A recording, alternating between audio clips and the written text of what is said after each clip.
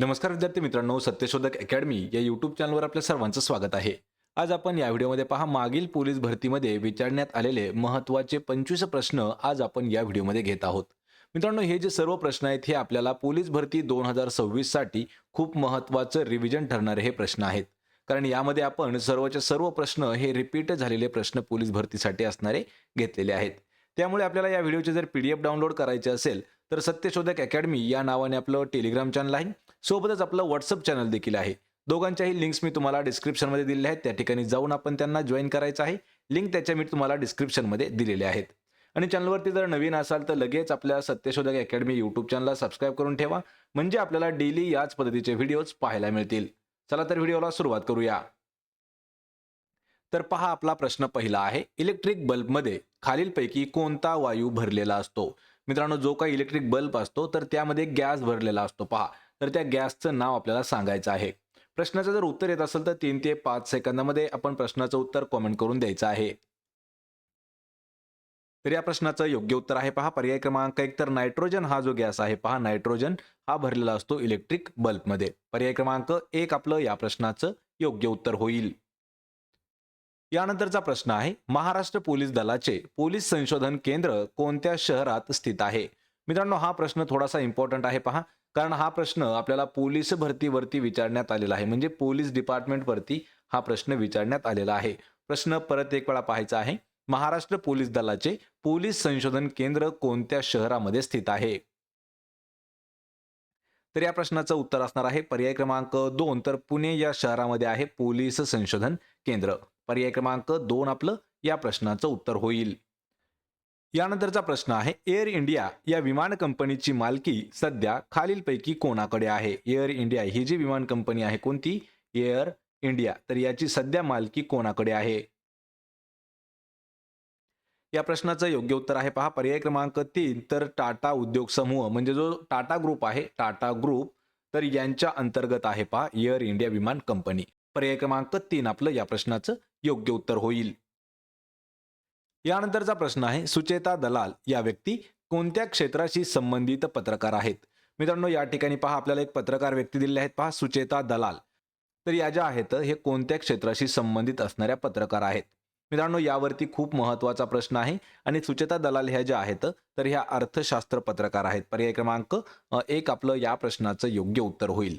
यांच्याविषयी जर अजून आपल्याला काही महत्त्वाची माहिती पाहिजे असेल तर पहा, जो स्कॅम स्कॅम 1992 ही जी वेब सिरीज आहे किंवा जो 1992ला स्टॉक मार्केटमधील स्कॅम झाला हर्षद मेहता यांनी केलेला, तर त्या केसला ओपन करण्याचं काम जे आहे हे सुचेता दलाल यांनी केलं होतं. म्हणजे त्यांनी जो तो फ्रॉड आहे तो पकडवण्यात त्यांचं खूप मोठं योगदान होतं. त्या ज्या आहेत तर त्या अर्थशास्त्राच्या पत्रकार होत्या. पर्याय 1 आपलं या प्रश्नाचं योग्य उत्तर होईल. यानंतरचा प्रश्न आहे, माहिती अधिकार अधिनियम 2005 किंवा माहिती अधिकार कायदा 2005 नुसार किती दिवसात माहिती देणे हे आवश्यक असते किंवा बंधनकारक असते? तर या प्रश्नाचं योग्य उत्तर आहे पर्याय क्रमांक 4. तर एकूण किती? 30 दिवस. 30 दिवस लक्षात ठेवा. प्रश्न हा खूप महत्वाचा आहे. 30 दिवस म्हणजे 1 महिना कालावधी असतो पहा. माहिती अधिकार कायदा जो आहे 2005 चा, त्याच्यानुसार 30 दिवसाच्या आत माहिती देणे हे आवश्यक असते. पर्याय क्रमांक 4 आपलं या प्रश्नाचं योग्य उत्तर होईल. यानंतरचा प्रश्न आहे, गुजरातच्या मेहसाणा जिल्ह्यातील मोढेरा हे गाव डॅश ग्राम म्हणून ओळखले जाते. या ठिकाणी आपल्याला मोढेरा हे गाव दिलेलं आहे. मित्रांनो, यावरती आपल्याला कसे कसे प्रश्न आतापर्यंत विचारले होते ते देखील पाहणार आहोत. पण हे जे गाव आहे या गावाला कोणते ग्राम म्हणून ओळखलं जातं? तर याला म्हटलं जातं पहा सौर ऊर्जा ग्राम. पर्याय क्रमांक 4 आपलं या प्रश्नाचं योग्य उत्तर असणार आहे. तर मित्रांनो, आपल्याला हाच प्रश्न 2-3 वेळा अल्टरनेट करून विचारला होता. त्यामध्ये असा प्रश्न विचारला होता की सौर ऊर्जा ग्राम म्हणून ओळखले जाणारे मोढेरा हे जे गाव आहे हे कोणत्या राज्यामध्ये आहे? तर ते आहे गुजरात राज्यामध्ये. गुजरात राज्याचे जर जिल्हा विचारला तर मेहसाणा हा जिल्हा आहे. आणि गाव कोणतं आहे? मोढेरा गाव. ऑप्शन 4 आपलं या प्रश्नाचं उत्तर होईल. त्याला सौर ऊर्जा ग्राम म्हणून ओळखलं जातं. यानंतरचा प्रश्न आहे, फरदापूरची लेणी किंवा रुद्रेश्वर लेणी अशी नावे कोणत्या लेणीची नावे आहेत? पहा, या ठिकाणी फरदापूरची लेणी किंवा रुद्रेश्वर लेणी हे जे नावं आहेत तर हे कोणत्या लेणीचे नावं आहेत? या प्रश्नाचं योग्य उत्तर आहे पर्याय क्रमांक 4. तर अजिंठा लेणीचीच नावं आहेत पहा, फरदापूरची लेणी किंवा रुद्रेश्वरची लेणी किंवा रुद्रेश्वर लेणी. पर्याय क्रमांक 4 आपलं या प्रश्नाचं योग्य उत्तर होईल अजिंठा लेणी. यानंतरचा प्रश्न आहे, महाराष्ट्राचे राज्यगीत म्हणून घोषित करण्यात आलेल्या गरजा महाराष्ट्र माझा या गीताचे गीतकार खालीलपैकी कोण कोण आहेत? तर या प्रश्नाचं योग्य उत्तर आहे पर्याय क्रमांक 3 तर राजा बडे हे जे आहेत तर हे गीतकार आहेत पहा राज्यगीताचे. राज्यगीत कोणतं आहे? गरजा महाराष्ट्र माझा हे जे राज्यगीत आहे तर याचे गीतकार जे आहेत ते आहेत राजा बडे. पर्याय क्रमांक 3 आपलं या प्रश्नाचं योग्य उत्तर होईल. मित्रांनो, हा प्रश्न आपल्याला 2023 ला सुद्धा विचारलाय आणि 2024 ला सुद्धा हा प्रश्न विचारण्यात आलेला आहे. यानंतरचा प्रश्न आहे, बजेट 2023 मध्ये नव्याने प्रस्तावित केलेली अमृत धरोहर योजना ही योजना खालीलपैकी कोणत्या घटकाशी संबंधित आहे? कोणती अमृत धरोहर योजना ही जी आहे ही बजेट जे झालं पहा 2023चं तर त्यामध्ये घोषित करण्यात आलेली योजना होती. तर ती योजना कोणत्या घटकाशी संबंधित होती? या प्रश्नाचं उत्तर आहे पर्याय क्रमांक 3 तर पाणथळ विकासाशी संबंधित होती अमृत धरोहर योजना. ऑप्शन क्रमांक 3 आपलं या प्रश्नाचं योग्य उत्तर होईल. यानंतरचा प्रश्न आहे, राष्ट्रपती द्रौपदी मुर्मू यांनी संसदेचे वरिष्ठ सभागृह असलेल्या राज्यसभेसाठी कोणाला नामनिर्देशित केले आहे? हा प्रश्न मित्रांनो थोडासा इम्पॉर्टंट आहे, कारण हा प्रश्न आपल्याला 2024च्या करंट अफेअर्स मध्ये सुद्धा विचारण्यात आलेला आहे. सध्याच्या राष्ट्रपती कोण आहेत? द्रौपदी मुर्मू. तर यांनी संसदेचे वरिष्ठ सभागृह असलेलं जे राज्यसभा आहे त्यासाठी कोणाला नामनिर्देशित केलेलं आहे? उत्तर आहे पर्याय क्रमांक 1 तर सतनाम सिंग संधू यांना नामनिर्देशित केलं आहे पहा राज्यसभेसाठी.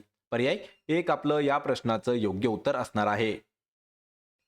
यानंतरचा प्रश्न आहे, तांबे व पितळ या धातूंचे गंजण्यापासून संरक्षण होण्यासाठी त्यांच्यावर डॅशचा थर दिला जातो. या ठिकाणी पहा, तांबे आणि पितळ हे जे दोन धातू आहेत तर या धातूंना गंज बसू नये किंवा गंजण्यापासून त्यांचं संरक्षण करण्यासाठी त्या धातूंवरती कशाच्या थराचा लेप दिला जातो किंवा कोणता थर दिला जातो?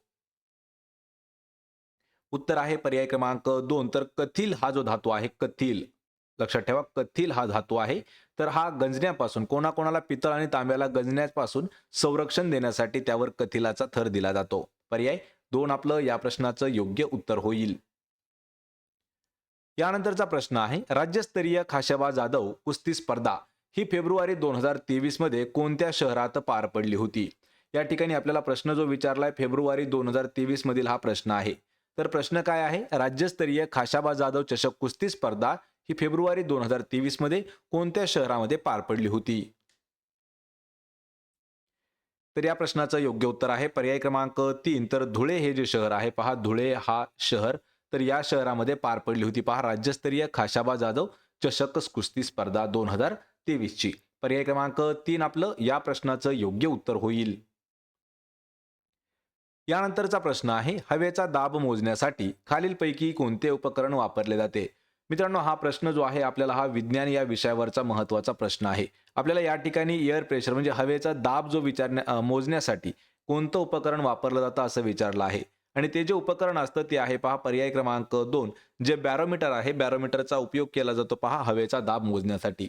आणि अशाच पद्धतीचे आपल्याला विज्ञानामधील महत्त्वाचे उपकरणं आणि त्यांचा वापर कशासाठी केला जातो तर हे पाहण्यासाठी त्याची देखील लिंक मी तुम्हाला डिस्क्रिप्शनमध्ये दिलेली आहे. या प्रश्नाचं उत्तर काय असणार आहे? पर्याय क्रमांक 2 बॅरोमीटर.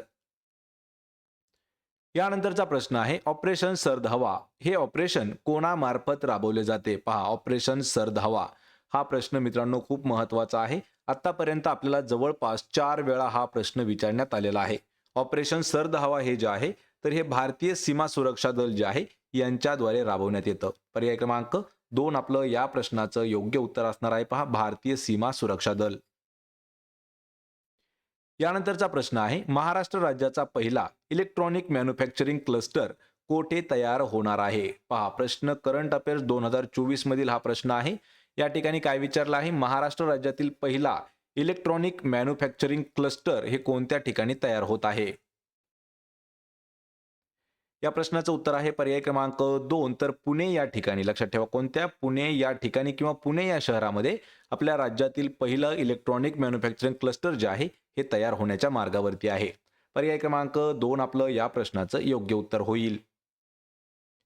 यानंतरचा प्रश्न आहे, खालीलपैकी कोण इन्फ्रासॉनिक लहरींचा वापर एकमेकांशी संवाद साधण्यासाठी करतो. पहा, इन्फ्रासॉनिक लहरी ज्या आहेत, इन्फ्रासॉनिक वेव्ह ज्या आहेत, पहा इन्फ्रासॉनिक वेव्ह यांचा वापर एकमेकांशी संवाद साधण्यासाठी केला जातो. पण ते कोण करतात?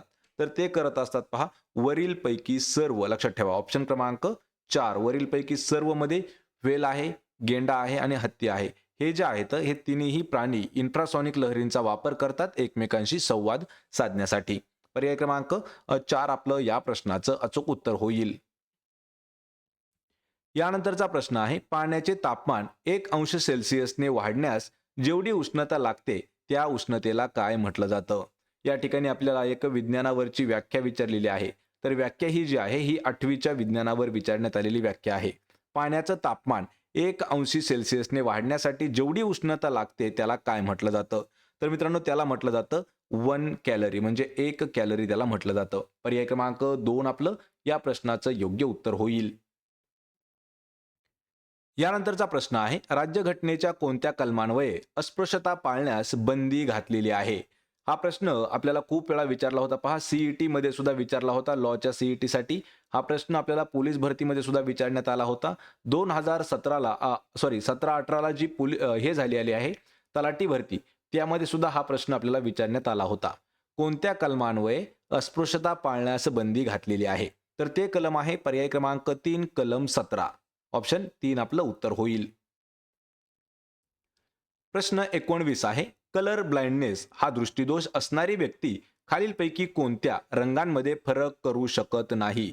जो कलर ब्लाइंडनेस आहे, पहा कलर ब्लाइंडनेस जो आजार आहे किंवा हा जो दृष्टिदोष आहे, तरी ज्या लोकांना किंवा ज्या व्यक्तीला हा आजार आहे तर ती व्यक्ती कोणत्या रंगांमध्ये फरक करू शकत नाही?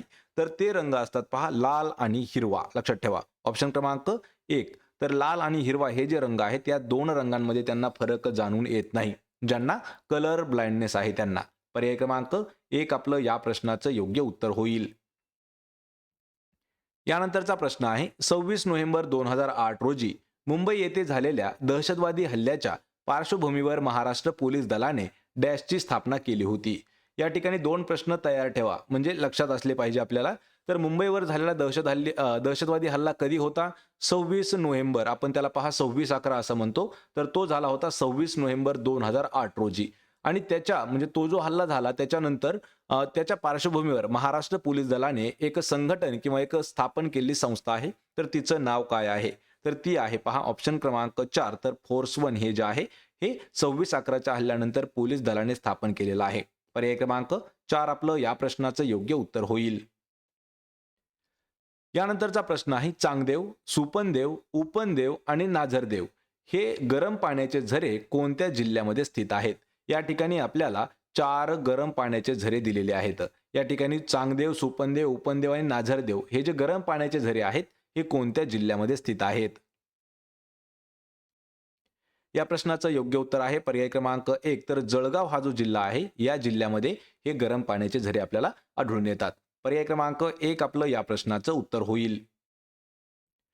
यानंतरचा प्रश्न आहे, देशातील पहिले अरविंद मुक्त कृषी विद्यापीठ कोणत्या वर्षी स्थापन करण्यात आलेले आहे? आपल्या देशातील सर्वात पहिलं मुक्त कृषी विद्यापीठ विचारलेलं आहे, ते आहे अरविंद मुक्त कृषी विद्यापीठ. हे कोणत्या वर्षी स्थापन करण्यात आलेलं आहे? आणि ते वर्ष आहे पहा मित्रांनो ऑप्शन क्रमांक 3. तर 2013. लक्षात ठेवा 2013 या वर्षी अरविंद मुक्त कृषी विद्यापीठ जे आहे, कोणतं? अरविंद मुक्त कृषी विद्यापीठ हे जे आहे हे 2013 या वर्षी स्थापन करण्यात आलेलं आहे. पर्याय क्रमांक 3 आपलं या प्रश्नाचं अचूक उत्तर होणार आहे. तर मित्रांनो, हे होते पहा महत्त्वाचे 22 प्रश्न. आपल्याला या 22 पैकी किती प्रश्नाची उत्तरं देता आली हे मला कमेंट करून सांगायचं आहे. व्हिडिओ जर आवडला तर व्हिडिओला आपल्या लाईक करा, मित्रांमध्ये व्हिडिओ शेअर करा आणि आपल्या सत्यशोधक अकॅडमी यूट्यूब चॅनलला सबस्क्राईब करून ठेवा. प्रत्येक व्हिडिओची PDF अगदी आपल्याला फ्रीमध्ये जर मिळवायची असेल तर त्याची लिंक मी तुम्हाला डिस्क्रिप्शनमध्ये दिलेली आहे. त्या ठिकाणी आपण जाऊन त्याला जॉईन करायचं आहे.